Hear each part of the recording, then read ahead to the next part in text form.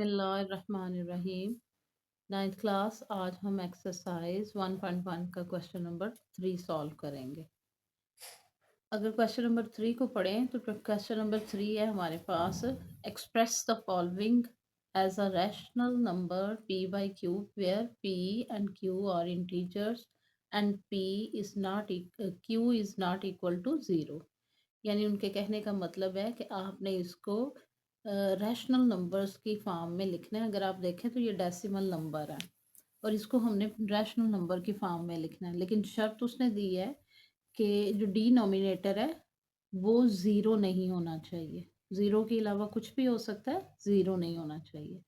तो चलें हम करते हैं इसका फर्स्ट क्वेश्चन। देखें 0.4 हमारा क्वेश्चन नंबर 3 है और इसका ये पार्ट नंबर 1 होगा। क्वेश्चन नंबर 1, पार्ट नंबर 1 में 0.4 हमारी वैल्यू है। हमने पीछे पढ़ा है कि जब भी किसी की बार ख़त्म की जाती है तो वो ही डिजिट बार बार बार बार रिपीट होता है। तो हम लेट करते हैं, पहले नंबर पे तो हम लेट करेंगे कि ये इक्वल किसके है, 0.4 ये बार है और अब हमने इसकी बार ख़त्म की। 0.4 जब बार ख़त्म करेंगे तो वही डिजिट बार बार बार बार रिपीट होता जाएगा, सो ऑन। डॉट्स लगा देंगे। अब अगर हम देखें तो ये पॉइंट के बाद 1 डिजिट था। अगर रफ अमल चेक करें तो पॉइंट की जगह हम जब भी कभी किसी चीज़ का पॉइंट ख़त्म करते हैं, वैल्यू का पॉइंट ख़त्म करें तो पॉइंट की जगह 1 और पॉइंट के बाद चूँकि ये एक डिजिट है तो एक ज़ीरो लगाया जाता है। तो इस तरह ये बन गया 10। तो 10 को हम मल्टीप्लाई करेंगे बोथ साइड पे। इस तरफ भी 10 से मल्टीप्लाई किया और इस तरफ भी हमने 10 से मल्टीप्लाई कर दिया। इस तरफ मल्टीप्लाई करेंगे तो वैल्यू आ जाएगी हमारे पास 10x और इस तरफ जब मल्टीप्लाई करेंगे तो हमारे पास, आप कैलकुलेटर पे चेक कर सकते हैं, इस तरफ मल्टीप्लाई करने से हमारे पास आंसर आएगा 4.444 सोन, यानी ये चलती जाएगी। नेक्स्ट स्टेप में अगर हम 4 को अलहदा कर दें, पॉइंट से पहले वाली वैल्यू अलहदा कर दें और पॉइंट के बाद वाली वैल्यू अलहदा कर दें, यानी कि इस तरह, तो आप देखेंगे अगर इन दोनों को प्लस करें तो अगेन हमारे पास यही वैल्यू आएगी, लेकिन सेपरेट करें अशारिया या पॉइंट से पहले वाली वैल्यू इस तरफ और पॉइंट के बाद वाली वैल्यू इस तरफ, तो कुछ इस तरह से शक्ल बनेगी। अब अगर देखें तो हमने 0.44 को किसके बराबर लेट किया हुआ है, x के। इसकी जगह हम अगेन x पुट कर देते हैं। अब x वाली वैल्यू इस तरफ है, इस x को यहाँ पे ये चूँकि प्लस कर रहा है, इस x को उठा के अगर हम इस तरफ लाएंगे तो ये माइनस करेगा और इक्वल के इस तरफ 4 ऑलरेडी मौजूद है। 9 में से 1 माइनस करेंगे, 10 में से 1 माइनस करेंगे तो आ जाएगा 9x और यहाँ पे 4।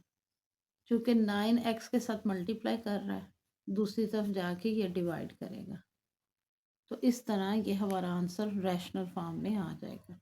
लेकिन अगर आप 4 को डिवाइड करते हैं कैलकुलेटर पे 9 पे, यानी 4 डिवाइडेड बाय 9 करेंगे तो आपका आंसर एग्जैक्टली यही आएगा जो आपका क्वेश्चन है। यही इस बात का प्रूव है कि आपका क्वेश्चन बिल्कुल ठीक जा रहा है। क्लियर हो गया? नेक्स्ट हम इसका क्वेश्चन नंबर 2 करेंगे। क्वेश्चन नंबर 2 में क्या है, 0.37 ये हमारा क्वेश्चन है। अब अगर हम इसे लेट करते हैं x के इक्वल तो x इज इक्वल टू 0.37 और ये ऊपर बार है।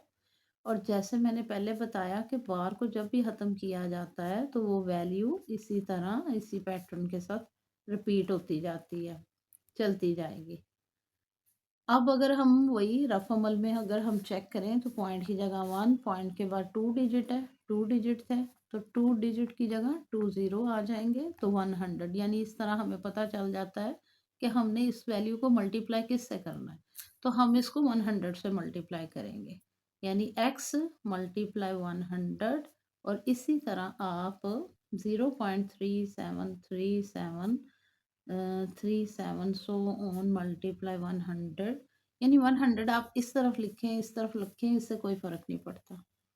100 को x से मल्टीप्लाई किया तो 100x हो गया, और 100 को जब इससे मल्टीप्लाई करेंगे तो आपके पास कैलकुलेटर जो आंसर देगा वो 37.3737 और सो ऑन चलता जाएगा। नेक्स्ट आपने क्या करना है, 100x और इस तरफ वही स्टेप, पॉइंट से पहले वाले डिजिट अलहदा कर दें और पॉइंट के बाद वाले डिजिट अलहदा कर दें, इस तरह से। 37 ऐसे ही रहेगा और 0.3737 की जगह हम उसकी जो वैल्यू लेफ्ट की है x, वो x पुट कर देंगे।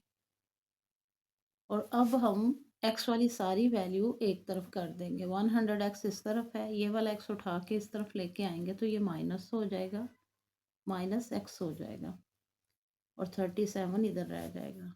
100 में से ये वाला x अगर माइनस करते हैं तो हमारे पास आ जाता है 99x और इस तरफ आएगा हमारा 37। नेक्स्ट अगर हम देखें तो x हमें इसी तरफ, यहीं पे मैं इसे ख़त्म करने की कोशिश करूँगी। x इधर ही रहेगा चूँकि 37 है इस तरफ, और यहाँ पे 99 मल्टीप्लाई कर रहा है तो दूसरी तरफ जाके क्या करेगा, डिवाइड, और यही हमारा फाइनल आंसर होगा। अब इसी क्वेश्चन के पार्ट नंबर 3 पे चलते हैं हम। पार्ट नंबर 3 में क्या है, क्वेश्चन है हमारा 0.21 और ऊपर है बार। लेट करते हैं पहले हम क्वेश्चन कि ये x के इक्वल है 0.21 बार, और जैसे ही हम इसकी बार ख़त्म करेंगे ये डिजिट रिपीट होते जाएंगे, सो ऑन।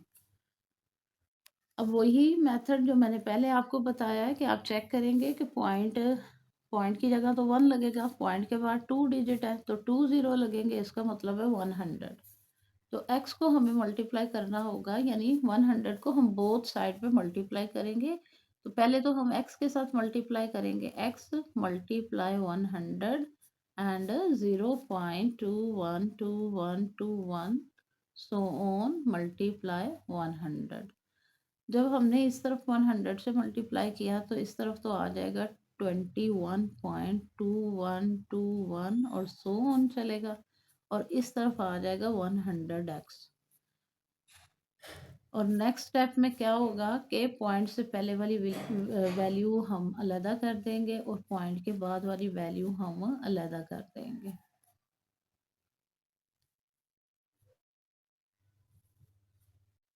ट्वेंटी वन ऐसे ही रहेगा और 0.2121 को चूंकि हमने लेफ्ट किया हुआ है, ये x के इक्वल है, तो यहाँ पे हम x पुट करेंगे 100x।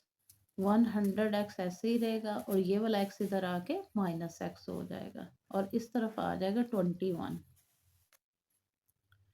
100 में से x माइनस किया तो 99x और इस तरफ 21, x ऐसे ही रहेगा और 21 डिवाइडेड बाय 9 हो जाएगा, चूँकि 99 इस तरफ मल्टीप्लाई कर रहा है तो दूसरी तरफ जाके डिवाइड करेगा, और यही हमारा फाइनल आंसर होगा। अगर आप कैलकुलेटर पे 21 डिवाइडेड बाय 99 करेंगे तो अगेन आपका जो क्वेश्चन आंसर है वही आ जाएगा, जो क्वेश्चन चल रहा है वही आ जाएगा, यानी 0.212121 यही आ जाएगा।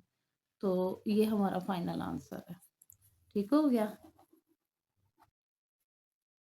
नेक्स्ट हमारा क्वेश्चन है क्वेश्चन नंबर 4, जिसमें हमने प्रॉपर्टीज के नेम बताने हैं, यानी कि name the property used in the following, यानी कि दर्ज झैल में कौन कौन सी प्रॉपर्टी यूज्ड हुई हैं आपने उनके नाम बताने हैं। अगर हम क्वेश्चन नंबर 1 को देखें, यानी पार्ट नंबर 1 को देखें, मैंने ये पहले से क्वेश्चन इसके ऊपर लिख लिए हुए हैं, आसानी रहे ताकि।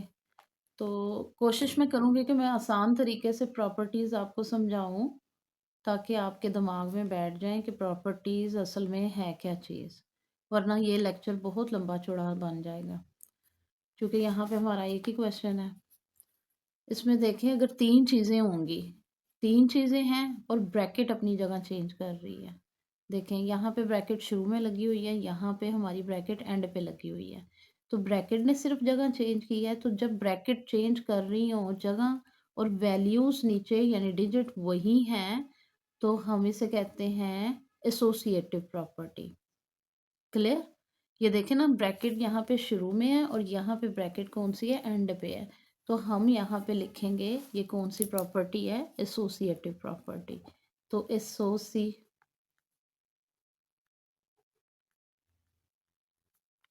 एसोसिएटिव प्रॉपर्टी, ये विद रिस्पेक्ट टू एडिशन, यानी कि एडिशन के साथ, चूँकि दरमियान में प्लस माइनस हो रहा है, यहाँ पे तो प्लस ही हो रहा है। तो associative property with respect to addition. आपने अपने दिमाग में ये बात बिठा लेनी है कि जब ब्रैकेट अपनी जगह चेंज करें तो वो एसोसिएटिव प्रॉपर्टी होगी। और जब अल्फाज अपनी जगह चेंज करते हैं, जैसे √2 प्लस √3, लेकिन अब √3 पहले आ गया और प्लस √2 बाद में आ गया, तो अल्फाज जब अपनी यानी डिजिट अपनी जगह चेंज करें तो उसे हम कहते हैं कम्यूटेटिव प्रॉपर्टी। हाँ जी, इसे क्या कहेंगे? Commutative property. तो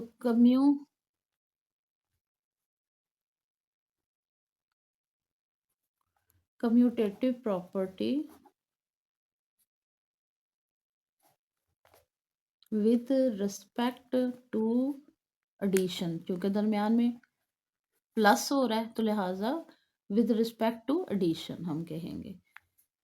इसके बाद अगर गौर करें तो हमारा जो पार्ट नंबर 3 है, इसमें x माइनस एक्स यानी ये एक दूसरे को ख़त्म कर रहे हैं और इस तरह हमारे पास ज़ीरो आ जाता है।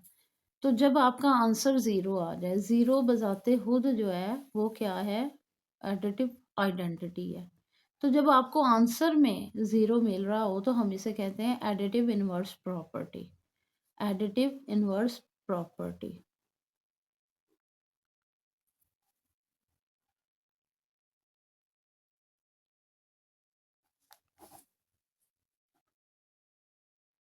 हाँ जी, ये हमारी एडिटिव इनवर्स प्रॉपर्टी बनती है।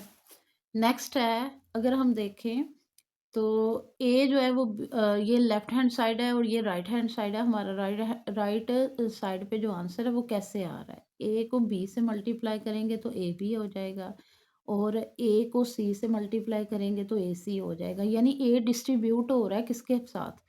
बी के साथ पहले, फिर सी के साथ हो रहा है। तो हम इसे कहेंगे डिस्ट्रीब्यूटिव प्रॉपर्टी। तो चूंकि ये लेफ्ट साइड से डिस्ट्रीब्यूट हो रहा है यानी लेफ्ट साइड से मल्टीप्लाई कर रहा है, तो हम कहेंगे लेफ्ट डिस्ट्रीब्यूटिव प्रॉपर्टी। हाँ जी, ये है left distributive property. Next part number 5 में देखें कि आपके पास आइडेंटिटी, एडिटिव आइडेंटिटी है ज़ीरो, तो ज़ीरो ऐड हो रहा है। तो हम यहाँ पे ऐड होने से ज़ाहिर बात है, आइडेंटिटी एक ऐसा वर्ड है, एडिटिव आइडेंटिटी ऐसा वर्ड होता है जिसको किसी भी चीज़ में ऐड करें तो उसके आंसर में कोई फ़र्क ना पड़े। तो 16 में ज़ीरो ऐड किया तो हमारे पास 16 आ गया। तो हम यहाँ पे कहेंगे कि ये एडिटिव प्रॉपर्टी है। इसी तरह मल्टीप्लिकेटिव आइडेंटिटी, दो डिजिट है, एक है ज़ीरो और एक है वन। ज़ीरो को हम कहते हैं एडिटिव आइडेंटिटी और वन को हम कहते हैं मल्टीप्लिकेटिव आइडेंटिटी।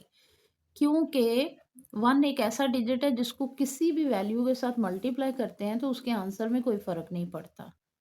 तो चूंकि कोई फ़र्क नहीं पड़ता, लिहाजा इसको हम एडिटिव मल्टीप्लिकेटिव आइडेंटिटी बोलेंगे। लेकिन अगर इसको किसी से मल्टीप्लाई करने से जो अगर हमारे पास आंसर वही आ जाता है तो हम इसे एडिटिव मल्टीप्लिकेटिव आइडेंटिटी ही बोलेंगे।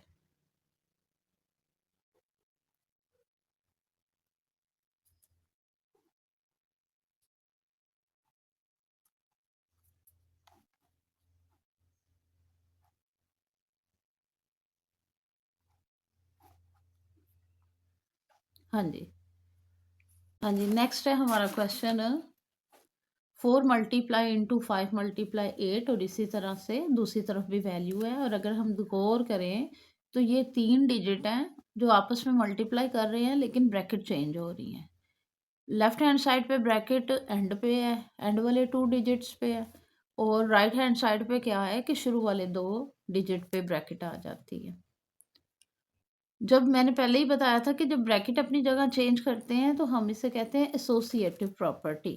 चूँकि दरमियान में मल्टीप्लाई हो रहा है तो हम कहेंगे associative property with respect to multiplication. तो एसोसिएटिव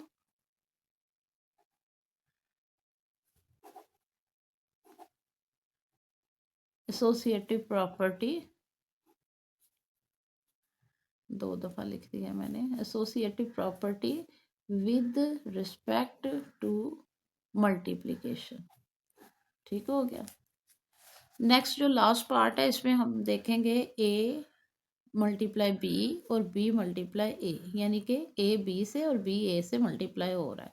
तो लफ्ज़ जगह चेंज कर रहे हैं और दरमियान में मल्टीप्लाई हो रहा है, तो हम कहेंगे commutative property with respect to multiplication.